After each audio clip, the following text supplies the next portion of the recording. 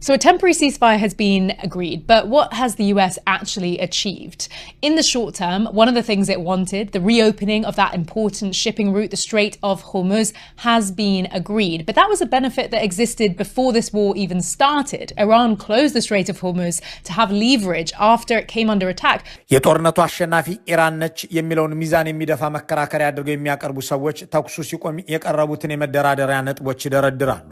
ጦርነቱ ሲቆም ለአደራዳሪዎቹ ፓኪስታኖች ቴህራን ያቀረበችውና በይፋም የገለጸችው ደግሞም ትራምፕ ደርሶኛል ያሉት ሰነድ ከያዛቸው 10 ነጥቦች ውስጥ በአሜሪካ ለመወረር የሆርሙዝ መስመርን በኢራን ጦር መቆጣጠር የኢራንን የኒውክሌር ፕሮግራም መቀበል በየደረጃው የተጣሉ ማዕቀቦችን ማንሳት የአሜሪካን ጦር ከመካከለኛው ምስራቅ ማስወጣት ለተፈጸመው ውድመት ካሳ መክፈል የሚሉት ይጠቀሳሉ።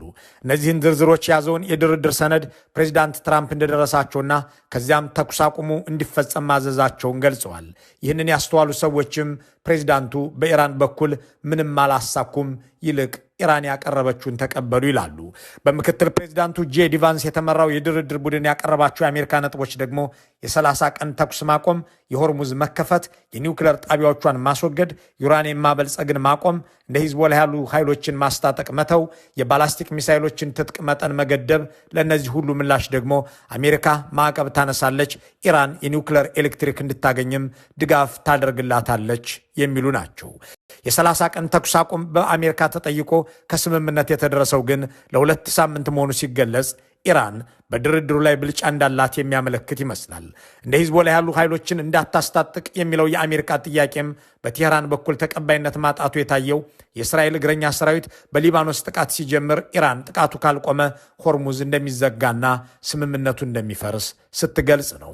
ይህ ስምምነት የሚጸና ነው ወይ የሚለውን ሐሳብ የሚያነሱ ሰዎች አሜሪካ ዓለም አቀፍ መገለል ውስጥ ባለችበትና ፕሬዚዳንት ትራምፕም መውጫ ቸግሯቸው ከገቡበት ዘመቻ ለመገላገል በሚያመጡበት ወቅት የተገኘ ምርጥ ሰበብ በመሆኑ ውጊያውን አይቀጥሉበትም የሚሉ አስተያየት ሰጪዎች በአንድ በኩል፣ በሌላ ወገን ደግሞ በድርድሩ ላይ ያልተሳተፈችው ዋናዋ የጦርነቱ ባለቤት እስራኤል እንደገና ዋሽንግተንን ወደ ጦርነቱ ልትመልሳት ትችላለች የሚለውን ያስቀምጣሉ።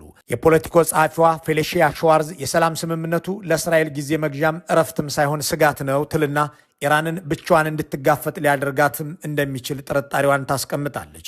የእስራኤሉ ጠቅላይ ሚኒስትር ኔታንያሁ ምንም እንኳን በዶናልድ ትራምፕ ላይ እምነት ቢኖራቸውም በተኩስ አቁም ስምምነት የላቸውም የሚለው የቢቢሲው ኬሊ ኒግ የአገሪቱ መከላከያ ከቴህራን የሚተኮሱ ሚሳይሎችን እያከሸፉ በሊባኖስ የተሰማራውን የኢራን ክንፍም እየተዋጋው ነው በማለት ተኩስ አቁሙ እየሰራ እንዳልሆነ ገና በጠዋቱ ገልጿል ይላል።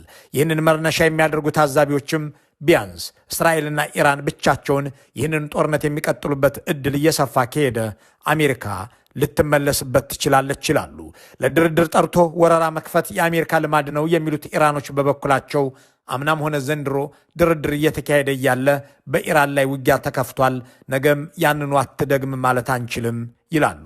የሆነው ሆኖ አሁን ትራምፕ የኢራን ውልን ትቼዋለሁ አሉና ያንን ወርቃማና ውጤታማ የሚባለን ስምምነት ቀዳደው ጣሉት። ስምምነቱ የሚሳኤል ትጥቋን በተመለከተ ያለው ነገር የለም፣ ደግሞም አቶሚክ ቦምብ እንዳትታጠቅ በጥብቅ አይከለክላትም፣ እናም ትቸወጥቻለሁ አሉ። I am announcing today that the United States will withdraw from the Iran nuclear deal. የእስራኤሉ ጠቅላይ ሚኒስትር በዚህ የትራምፕ ውሳኔ ፈነደቁ። ፕሬዚዳንት ትራምፕ ከስምምነቱ አሜሪካን አስወጥቻለሁ ሲሉ የኢራን ፓርላማ ተሰባስቦ በአሜሪካ ሰንደቅ ዓላማ ያጌጠውን የስምምነቱን ሰነድ በመሰብሰቢያ አዳራሽ ውስጥ ቀዶ አቃጠለ። መልካሙን ሁሉ በመመኘት በዚሁ እንሰናበታለን።